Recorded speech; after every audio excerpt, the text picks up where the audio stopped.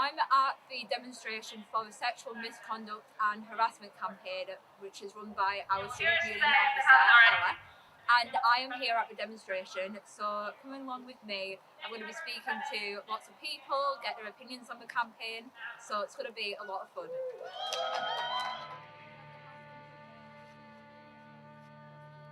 I am joined with our student union officer. I'm Ella, I'm the Wellbeing Officer of the Students' Union.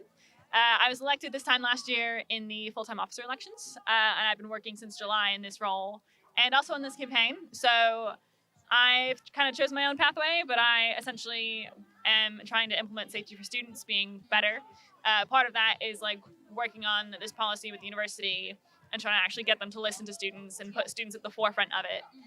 So I know that you did a survey really at the start of this week. Was there anything that you were really shocked about? So the actual survey results, like statistically, it's only like 1 or 2% of people that would like answered with like concerning answers sort of thing, which like statistically isn't enough to be like, this is a lot, I feel like. But it was the fact that I went around all day and spoken to everyone, and it means I'd interact with people that I'm like protesting against and like just against that culture. And still like it's so easy to spot amongst you, and like you'll have some conversations with some people and you'll like ask them about certain things, especially around the survey, right? It's like consent and active bystander and stuff. And the feedback that they give is like, oh, like that's a weird thing to ask about, like not sure you need to be asking about that. And it's just kind of like this awkwardness, and also at the same time like a jokey funniness. Not with everyone, but like enough people that it's like it left me like I left on Monday after work and was like, oh, like I'm worried. I think as well, in general, this culture is really established with universities. So it's like, how can we, as like Lancaster, really be part of the change? I think from advertising the demonstration and different events happening this week, one of the big things would honestly just be to put a petition out. So none of the university are here today. Like they're not in the square with us, obviously. Hopefully they're watching and listening from up top. But yeah, I think actually having like a list of student names, whether that's like them like bombarding senior management with an email or something, or us like putting it together in a petition, would be potentially more impactful than just a demonstration. I think this has been really great to see such a big turnout here today.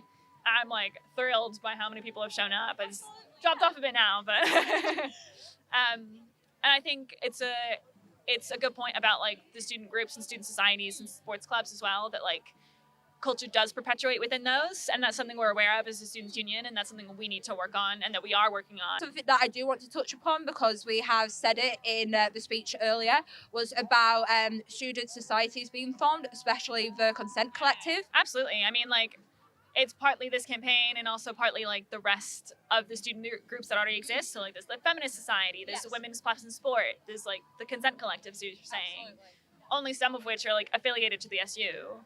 And like I think it's so important to work with them, and like they had their own like banner painting session alongside the one that like I hosted, and like just bringing together all the different communities that are already working on issues around like women's plus rights, but also around like safety for all students, so like specific groups of them anyway.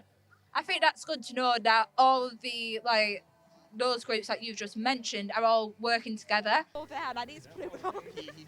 I'm here with one of the vice presidents of welfare in Furness. One of the main reasons why I joined the JCR, so the college exec, but also very much VP Wellbeing Officer, was because of how passionate I was about this topic, about trying to stop the university from allowing or kind of perpetrating these,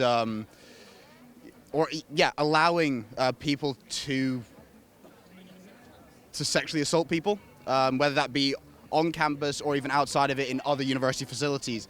And I think the big problem currently is that instead of the university, I mean, our LUSU president, Karis, said it really well, that instead of the university actively trying to change the policies, they just said, well, we'll take it off the website. We won't advertise that it's a zero tolerance policy. And that's not what we want at all. What we really want is for the university to change their policies to make sure that people are safe on campus, that people aren't having to go through all these loops legally with no support from the university. We want the university to support people so that they will be protected at all times. Is this your first time at a demonstration? Like, is this your first time protesting? Yes, it is. I mean, obviously there have been a lot of demonstrations around campus, and a lot of them are things that I've been passionate about. But like, this is something that I'm really hot on. It's something I really want to change. And I mean, seeing the amount of people who are here today, it's incredible the turnout we've had, and hopefully more people will come along as well who, similarly to me, have not been to a demonstration before. Thank you so much for joining me today. Thank you very much. Right.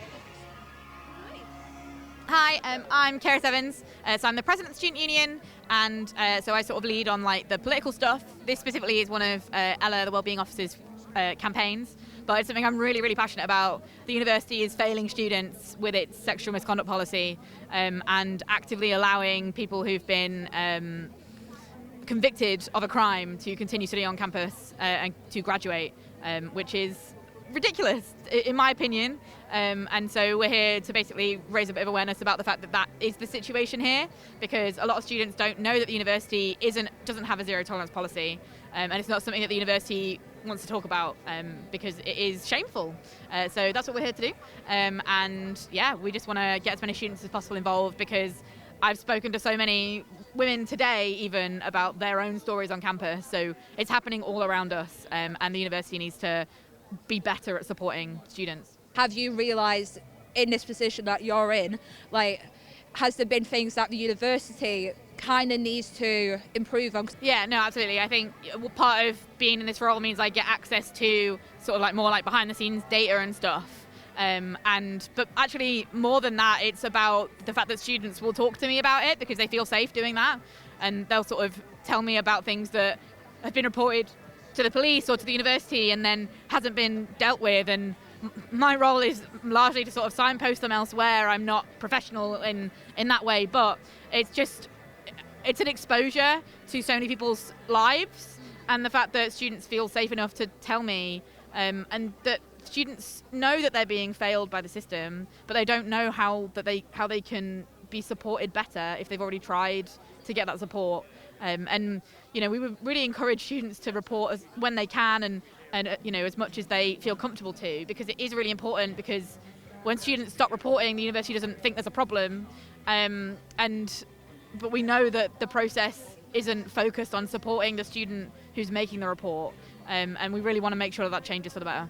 Is there anything that you want to do in terms of this as our president? Yeah, this is definitely a project that I'm really passionate about. It's something that Ella's been working very closely on, but it's something that is really close to me, and actually, you know, I have my own experiences on campus, and you know, it's something that would have made a lot of difference to me when I was a student, and so it's something that I do really care about, and that I'm working alongside Ella on.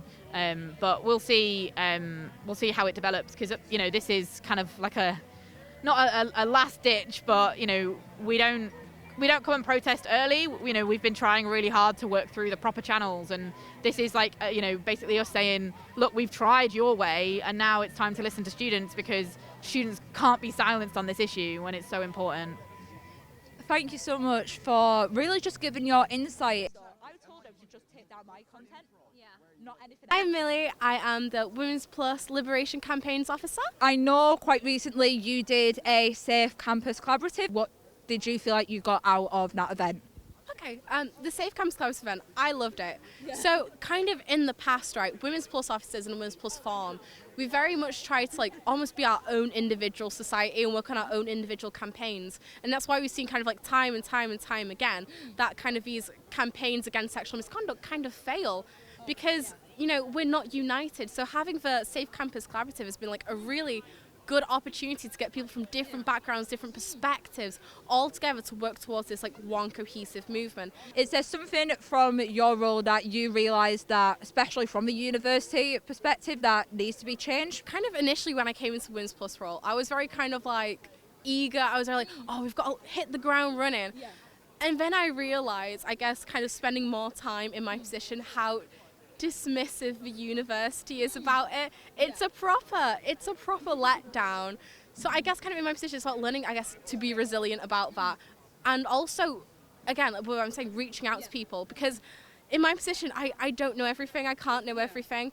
but it's been a great opportunity to get to know people, and they can inform about their own experiences with like the policy and going through the investigation process. One last thing I do want to ask you about really is your thoughts on the demonstration today. I think the demonstration today went really well. I'm so happy by the turnout. Everyone was so supportive, good vibes, good chants, great speech. Next time I'd love to see more people. I absolutely think we should do another demonstration. People are interested, people want more of this. People are passionate about sexual misconduct and, you know, actually making a difference. So I absolutely want to do that again. So yeah. Thank you so much for joining me today at this demonstration. It's been absolutely amazing to really gain a new insight into the work that our student union officers are doing, and to really talk to people who are passionate about sexual misconduct and harassment.